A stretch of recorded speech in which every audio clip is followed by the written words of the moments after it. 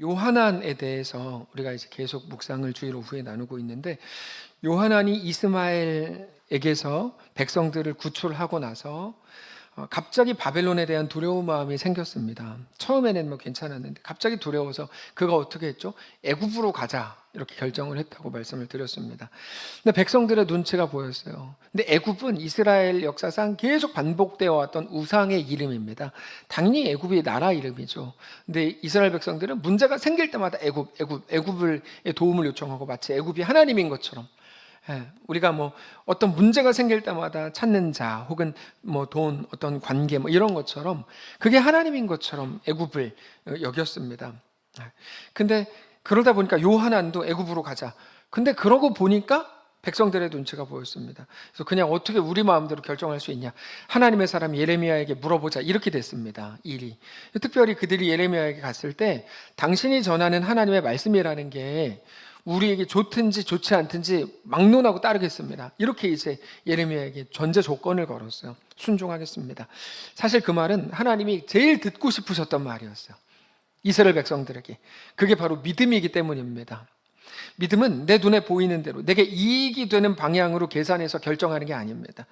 믿음은 눈에 보이지 않을 때 발휘 되는 겁니다. 눈에 보이지 않지만 말 그대로 하나님을 믿는 믿음으로 한 걸음 나아가게 되는 거죠. 우리가 왜 폭풍 가운데 가고 왜 불 가운데로 갑니까? 그럴 이유가 하나도 없죠. 그럼에도 불구하고 하나님이 야, 너 나랑 같이 가보자. 그러면 네, 같이 가겠습니다. 이렇게 되는 것과 같은 거죠. 하나님을 믿는 믿음으로 우리에게 좋은 길이든 좋지 않다고 여겨지는 길이든 막론하고 순종하겠다. 그건 너무 하나님의 백성다운 말입니다. 그래서 예레미야가 처음에 기분이 너무 좋았습니다. 자기가 더 적극적으로 하나님께 묻고 하나님의 말씀을 전하겠습니다. 이렇게 이제 말했죠. 그렇게 있을 때 하나님의 말씀이 예레미야에게 임했어요. 그리고 예레미야는 오늘 본문에서 그 말씀을 백성에게 전하고 있는 중입니다. 예레미야가 분명히 얼마 전에 요하난과 백성들이 자기에게 했던 고백을 생각하고 있었을 겁니다. 한마디 말. 하나님의 말씀이 우리에게 좋든지 좋지 않든지 막론하고 순종하겠습니다. 이거 정도는 우리가 죽기 전에 한번 해야 되는 고백이니까 오늘 한번 오늘 한번 합시다. 예. 하나님의 말씀이 우리에게 좋든지 좋지 않든지 막론하고 순종하겠습니다. 시작.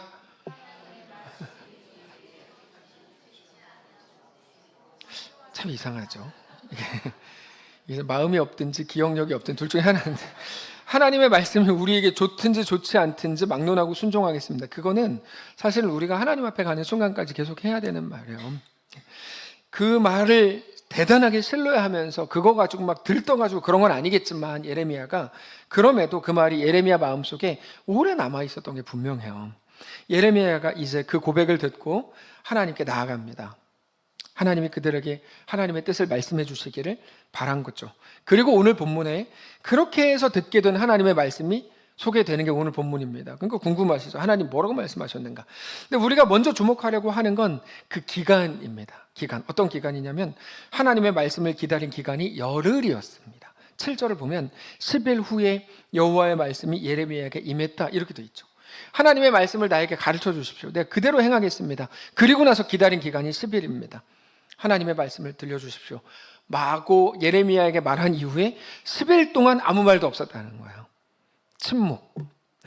그리고 나서 열흘 만에 나타나서 하나님 말씀을 전한 거죠. 그러면 열흘 동안에 이스라엘 백성들이 지쳤을까요? 그랬을 수도 있죠. 그러나 그들이 하나님의 말씀을 듣기로 한 이상 그들은 열흘이 아니라 1년이었다고 해도 기다렸어야 됩니다. 우리라고 바로 하면 우리가 하나님 나에게 말씀하십시오. 내가 듣겠습니다. 라고 한 이후에 그게 5년이든 10년이든 혹은 열흘이든 한 달이든 하루이든 기다려야죠.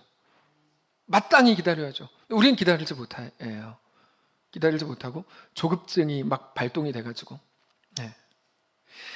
그러나 우리에게 다가올 그 기다림은 너무 길게 느껴져요. 우리는 너무 조급함을 느낍니다.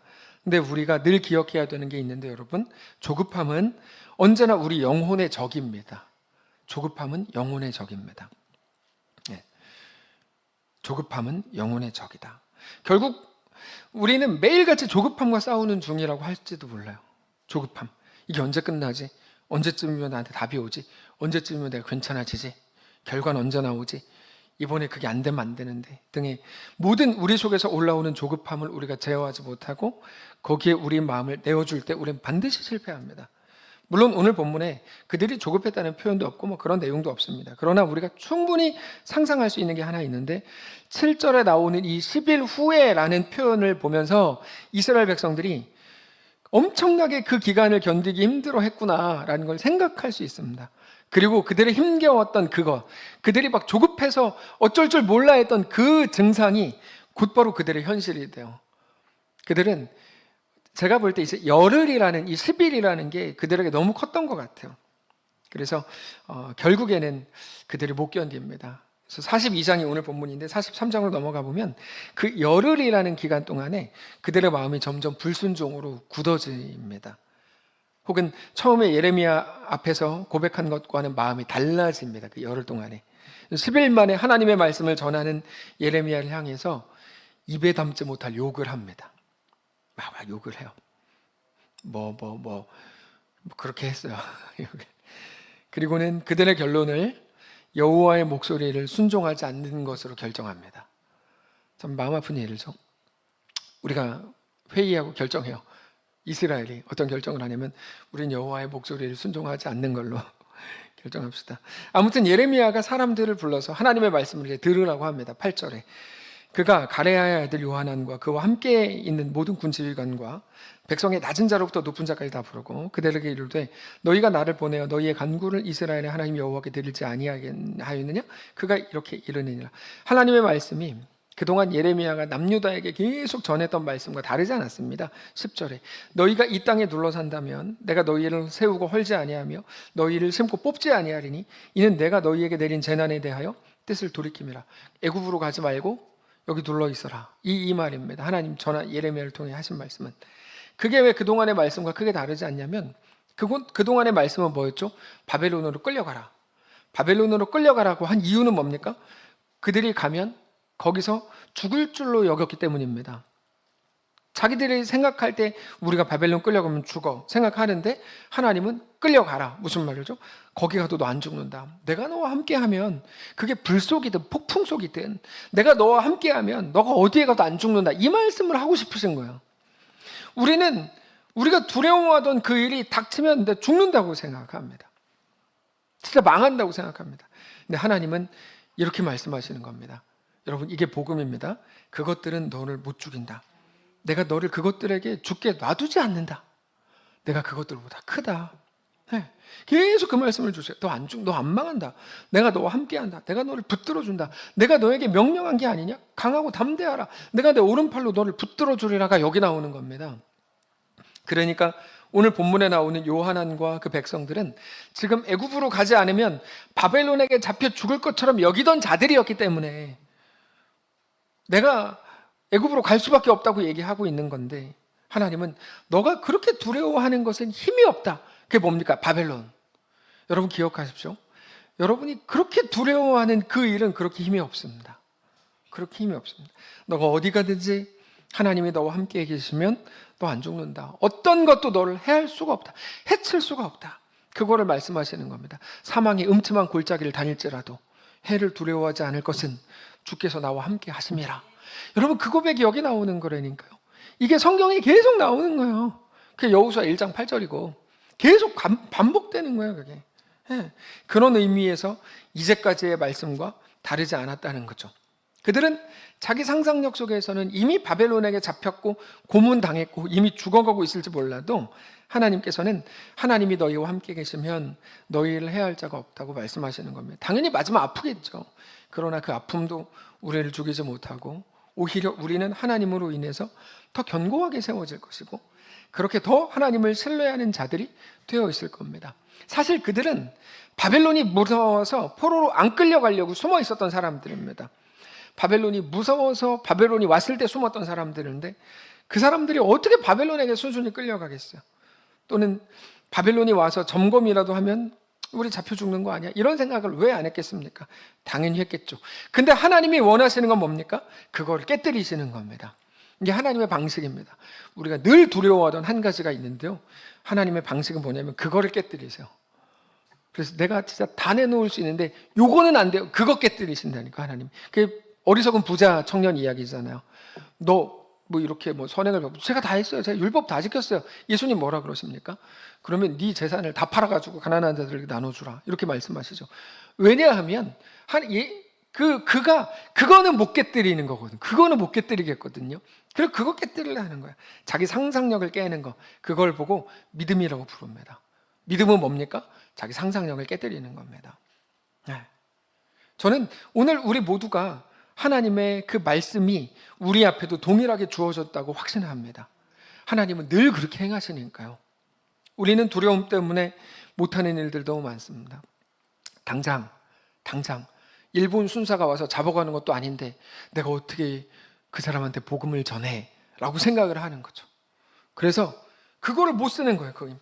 종이도 다 나눠줬는데 펜이 없는 것도 아닌데 그거를 못 써요. 아니. 못 써요. 몰라. 20명만 썼어요. 이게 말이 안 되잖아요. 20명이. 제가 여기서 오늘 안 쓴 분들 이렇게 묻지는 않겠습니다. 근데 여러분, 저를 지금 째려보세요. 상관없어요. 저는 무섭지 않아요. 이름을 못 써요. 이름을. 여러분, 전도는요 하나님의 명령입니다. 이건 옵션이 아닙니다. 옵션은 있어도 되고 없어도 되고 있으면 더 좋은 거죠. 예를 들면 블랙박스, 그 옵션이잖아요. 이거는 옵션. 또 뭐 자율주행 이런 거 옵션이죠. 근데 미션은 꼭 있어야 되는 겁니다. 미션, 사명입니다. 미션은. 여러분, 이거는 우습게 넘길 일이 아닙니다. 꼭 이름을 적으십시오. 그리고 그 사람에게 무슨 일이 있어도 복음을 전하십시오. 사명도 감당하지 않으면서 뭘 합니까, 우리가? 그 말이 안 되는 거 아닙니까? 그렇지 않습니까? 이름을 기억하시고 적으십시오. 말씀을 정리하겠습니다. 두려움 때문에 하지 못하는 일들 너무 많습니다. 여기서 나온 거네. 두려움 때문에 하지 못하는 일들이 너무 많습니다. 오늘 본문이라고 하면 이 땅에 눌러앉는 것에 대한 두려움이 있는 거예요. 바벨론이 쳐들어올까 봐. 그럼 우리가 지난번에 어떻게 잘 숨었는지는 몰라도 이번에는 꼼짝없이 끌려가야 된다. 이거거든요. 그러나 하나님이 그때 하나님의 말씀 앞에 엎드리라는 거죠. 어떤 말씀입니까? 하나님 무슨 말씀을 주셨습니까? 내가 너와 함께한다. 그러면 누구도 너를 해할 수 없다. 너가 힘들고 고통스러운 거 오히려 그건 너를 자라나게 할 거다. 그게 너를 하나님께로 이끌어 줄 거다. 하나님을 닮은 주의 백성으로 서게 할 거다. 사랑하는 성도 여러분, 오늘 그 말씀 앞에 온전히 서시기를 바랍니다. 우리가 속한 모든 가정이 그리고 우리의 자녀들이 그렇게 하나님 앞에 온전하게 되시기를 바랍니다. 그래서 다른 어떤 것보다도 가장 복된 그 일, 믿음의 올바로 세워지는 거룩한 성도들과 가정이 되시기를 주님 이름으로 축복합니다. 찬양합시다. 안개가 날 가리워 내 믿음 흔들리려 할 때 나 주님께 나아가네. 주님은 산 같아서 여전히 그 자리에 계시고 눈을 들면 보이리라 날 위한 그 사랑. 고백합시다.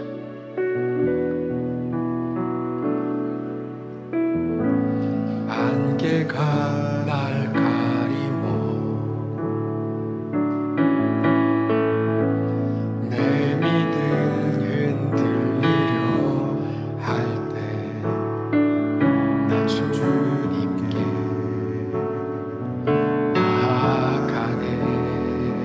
주님은 산 같아서 주님은 산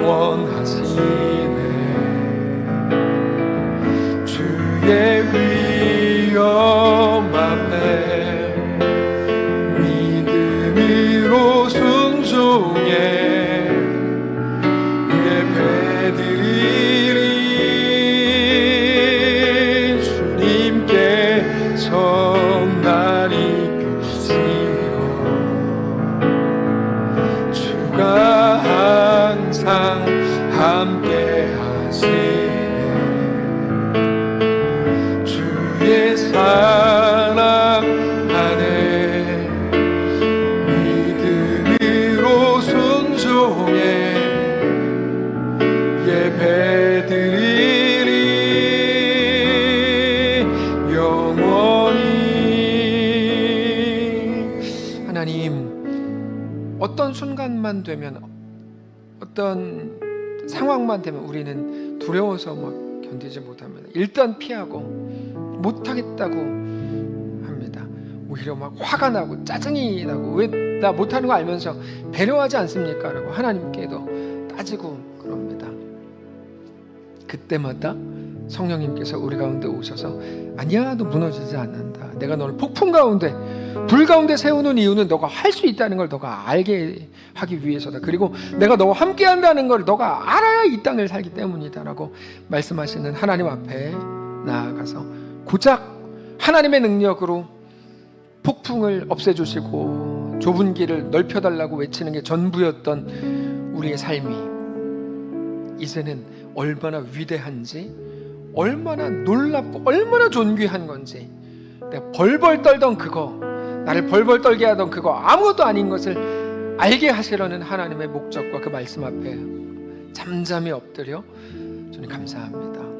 세상이 만든 나의 크기 너무 작은, 숨어서만 지내는 게 전부라고 여겼던 우리의 생각과 마음이 다 깨져서 내가 얼마나 큰 사람이었는지, 하나님은 나를 어떻게 창조하셨는지, 그리고 전능자 하나님이 지금 나와 어떻게 함께 하겠다고 약속을 했는지, 그 하나님의 약속은 얼마나 신실한지 변개함이 없는지를 우리가 정확하게 깨닫고 마음 깊이 묵상하여 세상이 주는 어떤 위협 앞에서도 굴하지 않고 하나님의 사람으로 넉넉히 서는 우리 모두가 되게 하여 주시옵소서.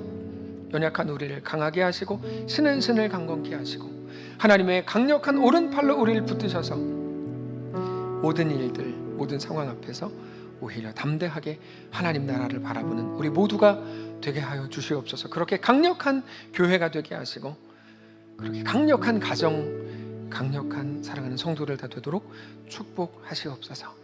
우리 주인 되신 살아계신 우리 주 예수님의 이름으로 기도합니다. 아멘. 이제는 우리 구주 예수 그리스도의 은혜와 하나님 아버지의 다함없는 사랑과 성령의 교통인도 역사 위로 함께 하심의 은사가 이 시간 주를 바라보며 예수 안에 허락된 그 길을 우리 주님과 함께 걷기를 결정한 사랑하는 모든 성도들 머리 위에와 그들의 가정 위에, 그들의 자녀들 위에, 직장과 생업 위에, 사랑하는 이 교회 위에 이제로부터 영원까지 함께 계실지어다. 아멘.